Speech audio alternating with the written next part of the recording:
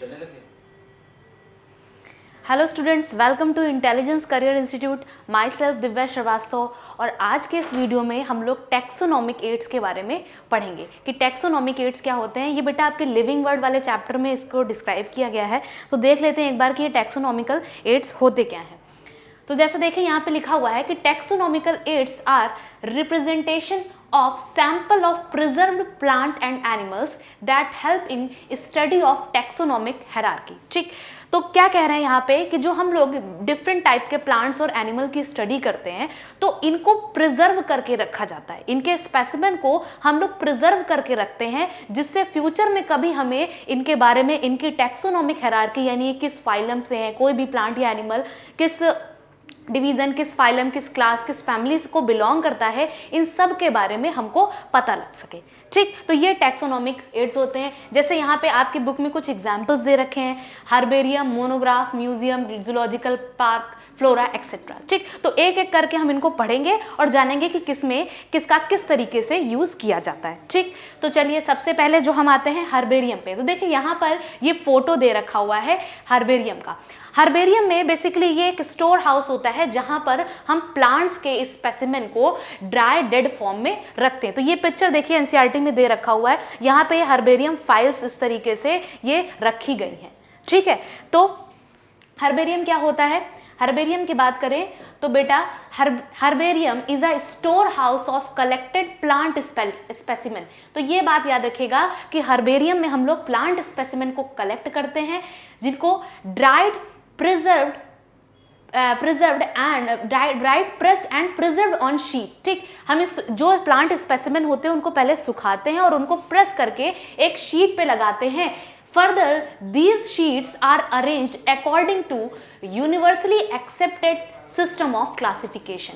यानी इन शीट को, ये जो शीट्स होती हैं हर्बेरियम की जिस पे हम अपने डेड स्पेसिमेन के प्लांट को लगाते हैं, उन शीट्स को फिर हमें अरेंज करना होता है। और वो अरेंजमेंट किस बेसिस पे करना होता है? That is on the basis of universally accepted system of classification. Actual में बेंथम एंड हुकर नाम के दो साइंटिस्ट ने एक क्लासिफिकेशन दिया था, तो उसके बेसिस पे यहाँ पर इनको हम अरेंज करते हैं। कौन सा क्लासिफिकेशन है? ये है बेंथम एंड हुकर्स। तो बेंथम एंड हुकर्स के क्लासिफिकेशन के अकॉर्डिंग हम यहाँ पे उन शीट्स को अरेंज करते हैं, हर्बेरियम की शीट्स को। ठीक है, आगे देखिए क्या है, these specimens along with their descriptions. ठीक, साइड में उनके डिस्क्रिप्शंस भी दे रखे होते हैं। Descriptions on the herbarium sheet become a storehouse or repository of future use। ठीक, तो यही जो शीट्स होती हैं जिनको हम लोग रखते हैं कलेक्ट करके, यही फ्यूचर में हमारे काम आती हैं। ठीक, उन स्पेसिमेन को देख के हम फ्यूचर में अंदाजा लगा सकते हैं, पता कर सकते हैं पूरी तरीके से कि ये किस क्लास, किस फैमिली को बिलोंग करता है। ठीक, तो एक बहुत इजी तरीका है प्लांट स्पेसिमेन को प्रिजर्व करने का। इसके बाद आगे देखते हैं, herbarium sheet also carry a label providing information about the date and place of collection। ये आपसे क्वेश्चन में बहुत इंपॉर्टेंट पार्ट है जो पूछा जाता है कि हर्बेरियम शीट पे जो शीट होती है उस पे हम क्या मेंशन करते हैं। तो देखिए इस तरीके की एक शीट होती है और इस शीट का साइज भी बहुत इंपॉर्टेंट है। शीट का साइज क्या होता है? अगर हम सेंटीमीटर में बात करें तो ये होता है 42 × 29 सेंटीमीटर। ठीक, और अगर ये साइज आपसे कोई इंचेस में पूछ ले तो इंचेस में ये बेटा होता है 11.5 to 16.5। ये होता है किसमें? ये इंचेस में इसका साइज होता है। ठीक है, तो ये शीट होती है, इसमें यहाँ पे हम अपना स्पेसिमेन जो भी होता है प्लांट स्पेसिमेन लगाते हैं और यहाँ साइड में जो चीज़ें हम मेंशन करते हैं वही यहाँ पे लिखा हुआ है। The herbarium sheets also carry a label providing information about, देखिए क्या क्या चीज़ें इसमें होती हैं, date and place of collection, आपने किस दिन और कहाँ से इसको कलेक्ट किया है। ठीक, इसका English, local and botanical name, English में उसे क्या कहते हैं, उस पर्टिकुलर लोकेलिटी में इसका क्या नाम है, और सबसे इंपॉर्टेंट उस प्लांट स्पेसिमन का बॉटनिकल नेम क्या है। तो ये सारी चीजें आपको यहाँ पे मेंशन करनी होती है, उसकी फैमिली क्या है और जिसने कलेक्ट किया है उसका नाम यानी कलेक्टर्स नेम को भी मेंशन किया जाता है।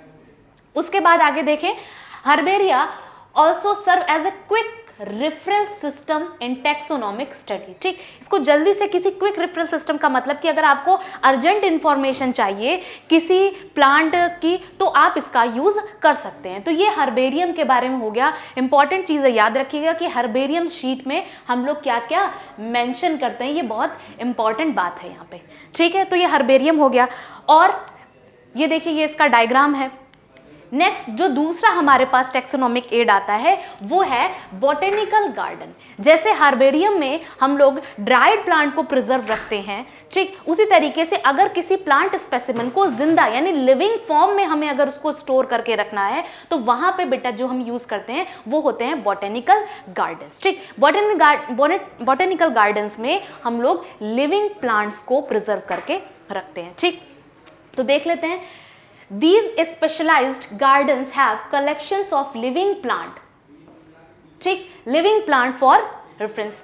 Plant species in these gardens are grown for identification purpose and each plant is labeled indicating its botanical scientific name and its family. ठीक, तो जो भी प्लांट हम यहाँ पे लगाते हैं बॉटनिकल गार्डन में उसमें क्या चीज़ें मेंशन होनी चाहिए, उस प्लांट का बॉटनिकल नेम, ठीक, और साथ में उसका जो है फैमिली उसको मेंशन करना ज़रूरी होता है। ठीक है, उसके बाद देखें यहाँ पे कुछ बॉटनिकल गार्डन्स जो फेमस हैं उनके एग्जाम्पल दे रखे हैं, उनके नाम दे रखे हैं। देखिए सबसे पहले जो इसमें आता है वो इंग्लैंड का बॉटनिकल गार्डन है, जो सबसे बड़ा बॉटनिकल गार्डन है क्वी में प्रेजेंट है और इसका नाम है रॉयल बॉटनिकल गार्डन।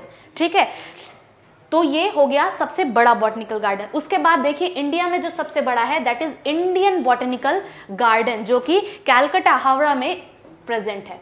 ठीक, और एक एग्जाम्पल और दे रखा हुआ है that is national botanical garden research national botanical research institute. ठीक, ये NBRI जो कि लखनऊ में है। ठीक, तो ये 3 बॉटनिकल गार्डन आपकी बुक में दे रखे हैं, इनका नाम और प्लेस आपको याद होना चाहिए। ठीक है, आगे देखते हैं हम लोग। इसके बाद बेटा आते हैं म्यूजियम। म्यूजियम भी एक बहुत इंपॉर्टेंट टैक्सोनॉमिक एड है। इसमें क्या हम लोग करते हैं, जो डेड एनिमल्स होते हैं, ठीक, डेड एनिमल्स को यहाँ पे स्टोर करके रखा जाता है, लेकिन कैसे, उनकी बॉडी को नहीं, किस तरीके से उनको स्टोर करते हैं वही हम यहाँ पे देखने जा रहे हैं। कैसे, देखिए museums have collection of preserved plant and animal specimen for study and reference। तो प्लांट और एनिमल को यहाँ पे प्रिजर्व करके रखते हैं। कैसे, देखिए specimens are preserved in containers और जार इन प्रिजर्वेशन सोल्यूशन। यहाँ पे हम लोग क्या करते हैं, प्लांट या एनिमल के स्पेसिमेन को एक सोल्यूशन में प्रिजर्व करके रखते हैं जिससे उनकी बॉडी जो हो वो खराब ना हो, वो डिके ना हो। ठीक है, उसके बाद नेक्स्ट पॉइंट देखते हैं। प्लांट एंड एनिमल स्पेसिमेन में also be preserved as dry specimen. ठीक, तो यहाँ पर हम उनको उन स्पेसिमेन के अंदर कोई लिक्विड डाल के जिससे वो खराब ना हो उससे भी प्रिजर्व कर सकते हैं, और तो और हम यहाँ पे ड्राई स्पेसिमेन को भी प्रिजर्व किया जा सकता है। ठीक है, तो ये इंपॉर्टेंट बात होगी। इसके अलावा अगर आपको इंसेक्ट्स को प्रिजर्व करना है तो कैसे करेंगे, insects are preserve in insect box after collecting, killing and pinning. ठीक, इंसेक्ट्स को कलेक्ट करके उनको एक बॉक्स में रखते हैं और वहाँ पर उसको हम लोग पिनिंग कर देते हैं, उसको उस बॉक्स में स्टेबल कर देते हैं। तो ये इंसेक्ट्स को रखने का तरीका हो गया। उसके बाद देखें लार्जर एनिमल। अब जो बड़े बड़े साइज के एनिमल्स होते हैं उनको कैसे, उनको तो हम सोल्यूशन में रख नहीं सकते, या जो बर्ड्स होती हैं बड़ी, उनको कैसे कलेक्ट किया जाता है। तो देखिए larger animals like birds and mammals are usually stuffed and preserve.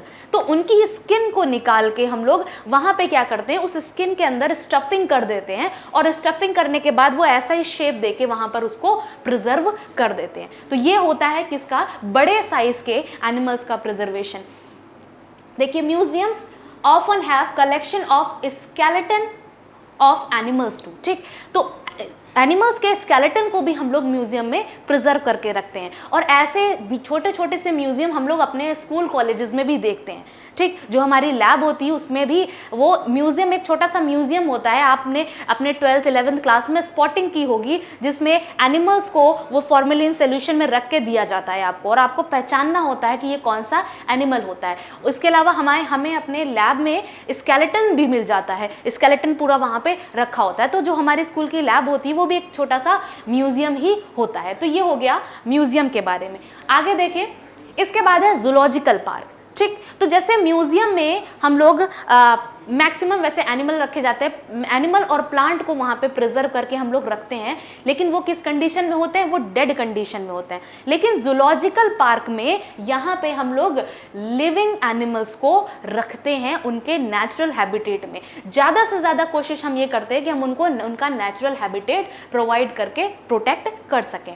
तो देखिए इसमें, these are the places where wild animals are kept in protected environment under human care and which enable us to learn their food habitat and behavior। ठीक, human care के अंदर उनको हम लोग रखते हैं, उनकी देखभाल करते हैं, जिससे हम उनकी फूड हैबिट और उनके बिहेवियर के बारे में ये सारी चीज़ें पता कर सके। ठीक, आगे देखिए, all the animals in zoo are provided as far as possible the conditions similar to their natural habitats। ठीक, तो अब हम अभी मैंने बताया कि पूरी कोशिश करते हैं कि हम उनको उनके नेचुरल एनवायरनमेंट में ही रख सकें, जिससे उनकी लाइफ इजी हो जाए। अगर हम एनवायरनमेंट चेंज कर देंगे तो उनका सर्वाइव कर पाना मुश्किल होगा। तो इसीलिए हम उनको एक नेचुरल हैबिटेट प्रोवाइड करते हैं, जिससे वहाँ पे उनकी लाइफ सेफ रहे।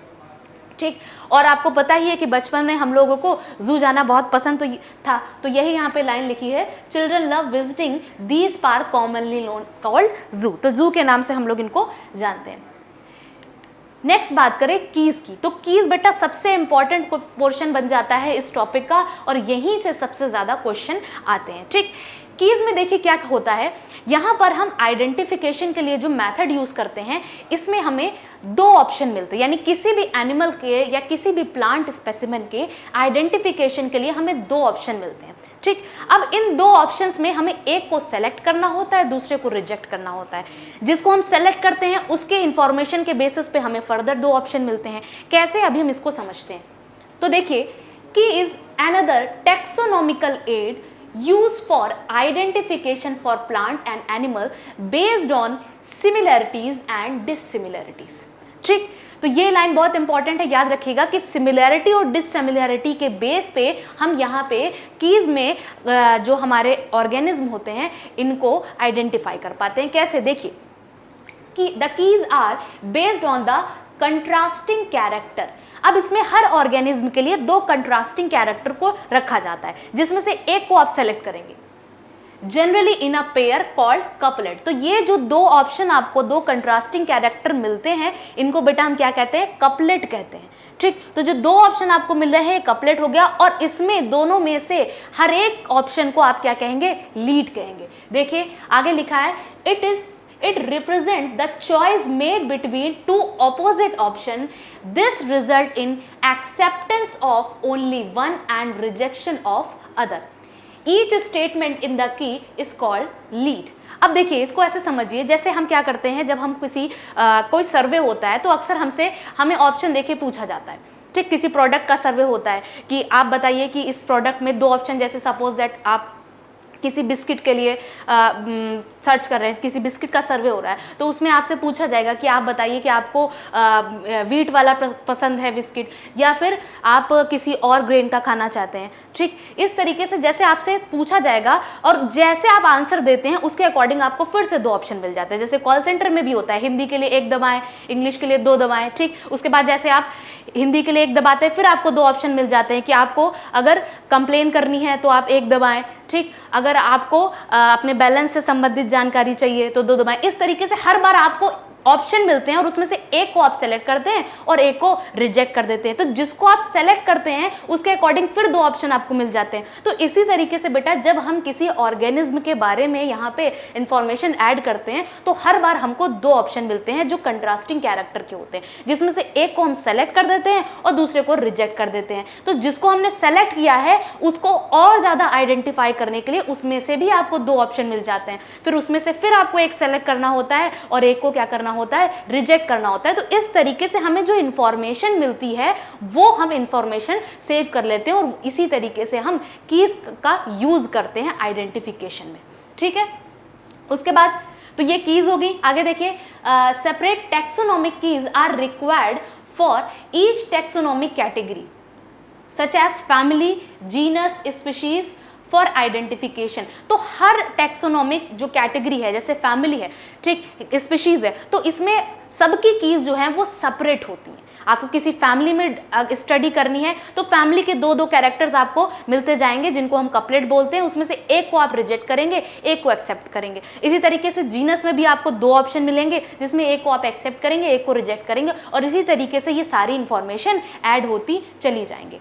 आगे देखिए, keys are generally analytical in nature. ये लाइन सबसे इंपॉर्टेंट है और इससे बहुत सारा क्वेश्चन पूछा जाता है कि कीज जो होती हैं वो एनालिटिकल होती है, मतलब यहाँ पे हम पूरी एनालिसिस करके और तब एक इंफॉर्मेशन तैयार करते हैं, एक चार्ट तैयार करते हैं जिसके बेसिस पे हम जो स्पीशीज़ होती हैं, जो ऑर्गेनिज्म होते हैं, उनको आइडेंटिफाई करते हैं। ठीक है, तो ये की के बारे में हो गया। की बहुत इंपॉर्टेंट है, इसमें समझ लीजिए फिर से कि हमारे दो ऑप्शन हर बार मिलते हैं जिसमें से एक को हमें एक्सेप्ट करना होता है, दूसरे को रिजेक्ट करना होता है। इन दोनों ऑप्शंस को हम लोग कंबाइंडली कपलेट कहते हैं और इनका एक एक जो होता है ऑप्शन उसको हम लोग लीड बोलते हैं, यानी एक कपलेट में आपको दो लीड मिल जाएंगी। ठीक है, चलिए आगे देखिए, कुछ छोटे छोटे और नाम दे रखे हैं जैसे मैनुअल्स। ठीक, मैनुअल्स हैं, मोनोग्राफ हैं, कैटलॉग हैं। तो अब देखिए इसमें क्या है, मैनुअल्स क्या होते हैं। मैनुअल्स के बारे में बात करें तो मैनुअल्स से पहले जरा एक हम लोग और देख लेते हैं, दैट इज फ्लोरा। फ्लोरा क्या होता है बेटा, फ्लोरा को पहले पढ़ ले तो मैनुअल हमारे लिए ईजी हो जाएगा। तो फ्लोरा क्या होता है, फ्लोरा में हम किसी एक पर्टिकुलर एरिया में जितनी भी वहां पे प्लांट स्पीशीज होती हैं उनको हैबिटेट वाइज क्या करते हैं, हम स्टडी करते हैं। जैसे एक पॉन्ड है, ठीक, एक पॉन्ड है और इस पॉन्ड में किस तरह की plant species according to their habitat पाई जा रही हैं, उन सब की जब हम एक लिस्टिंग करते हैं उसको हम लोग क्या बोलते हैं, फ्लोरा बोलते हैं। ठीक, जैसे एक पॉन्ड है तो अब मान लीजिए यहाँ पे इसके किनारे पे हमने बोला कि कुछ टेरिडोफाइट्स हैं, शैलो वाटर वाले रीजन में यहाँ पे हमको कुछ ब्रायोफाइट्स मिल गए। ठीक, यहाँ पे जो वो डीप वाटर में यहाँ पे हमको कुछ एल्गीज मिल गई। ठीक, और इसके अलावा कुछ एक्वाटिक प्लांट्स मिल गए। तो जब हम इन प्लांट्स की, यानी ब्रायोफाइट्स में जब हम प्लांट्स की लिस्ट बनाएंगे, एल्गी में प्लांट्स की लिस्ट बनाएंगे, तो इस तरीके से जो लिस्ट तैयार होगी अकॉर्डिंग टू हैबिटेट, ये हो जाएगी फ्लोरा। ठीक, तो फ्लोरा में हम क्या करते हैं, एक पर्टिकुलर एरिया में जो प्लांट्स पाए जाते हैं उनकी एक लिस्ट तैयार करते हैं और उसको हम लोग बोलते हैं फ्लोरा। ठीक, अब आप समझते हैं मैनुअल क्या होता है। Manual are useful in providing information for identification of name of species found in an area. ठीक, अब देखिए, अब अगर हम लोग किसी एरिया में किसी स्पीशीज के बारे में पूरी इंफॉर्मेशन देते हैं, देखिए identification of name of species found in an area. Flora में तो हम क्या करते थे कि डिफरेंट टाइप के plants species according to their habitat उसकी एक लिस्ट बनाते थे, लेकिन वहां पर अगर हम उसके कुछ कैरेक्टर्स भी मेंशन कर दे, थोड़ा सा उसका डिस्क्रिप्शन दे दे किसी स्पीशीज का, तो वो हो जाएगा उसका मैनुअल्स। ठीक, वो मैनुअल्स की कैटेगरी में आ जाएंगे। यानी फ्लोरा को थोड़ा सा और ज़्यादा अगर हम एक्सपेंड कर देंगे किसी स्पीशीज़ के लिए तो वो हो जाएगा मैनुअल्स में। ठीक, उसके बाद देखिए मोनोग्राफ क्या होता है। मोनोग्राफ में किसी एक टैक्सॉन के बारे में बताया जाता है, जैसे फैमिली हो गई। ठीक, तो फैमिलीज का डिस्क्रिप्शन हो गया, फाइलम्स हो गया तो केवल फाइलम्स का डिस्क्रिप्शन आपको उसमें मिल जाएगा, तो ये हो जाता है मोनोग्राफ। ये किसी एक टैक्सॉन के बारे में होता है। ठीक, और लास्ट है हमारे पास यहाँ पे कैटलॉग। कैटलॉग देखिए क्या होता है, it includes alphabetical arrangement of species.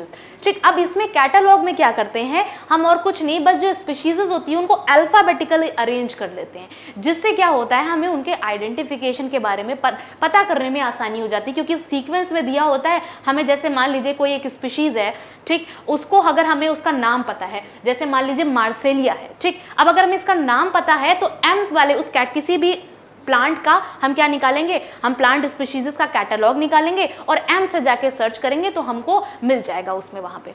ठीक, तो ये अल्फाबेटिकल अरेंजमेंट होता है किसी भी स्पीशीज का यहाँ पे। ठीक, तो ये बेटा डिफरेंस है flora, manuals, monograph and catalogue में। तो ये सारी की सारी यहाँ पे हमने टैक्सोनॉमिकल एड्स को डिस्कस कर लिया, जिसमें कीज मैंने बताया कि बहुत इंपॉर्टेंट है और इस पे क्वेश्चन पूछा जाता है। ठीक है, तो नेक्स्ट वीडियो में हम लोग मिलेंगे फिर किसी और टॉपिक को लेके। और एक इन्फॉर्मेशन आपको देनी है कि हमारा एक ऑनलाइन बैच चल रहा है, दैट इज मैदान बैच। मैदान बैच जो कि स्टार्ट हो चुका है बहुत टाइम पहले, और आपको पता है इसकी फीस क्या है, बहुत रीजनेबल प्राइस रखा है, दैट इज 3499। तो आप इसको ज्वाइन कर सकते हैं। इसमें पूरा डिटेल डिस्क्रिप्शन मिल जाएगा आपको, हर टॉपिक, तीनों टॉपिक, फिजिक्स, केमिस्ट्री, बायो, आपके तीनों सब्जेक्ट्स के हर टॉपिक को डिटेल में यहाँ पे हम लोग पढ़ा रहे हैं। ठीक है, और इसके अलावा हमारा ऑफलाइन बैच भी अब स्टार्ट हो गया है, वो 26 जुलाई से स्टार्ट हो चुका है, तो आप चाहें तो उसको भी ज्वाइन कर सकते हैं। ये 26 जुलाई से ये बैच स्टार्ट हो चुका है। ठीक है बेटा, तो पढ़ते रहिए, फिर मिलेंगे हम लोग नेक्स्ट वीडियो में। Thank you so much.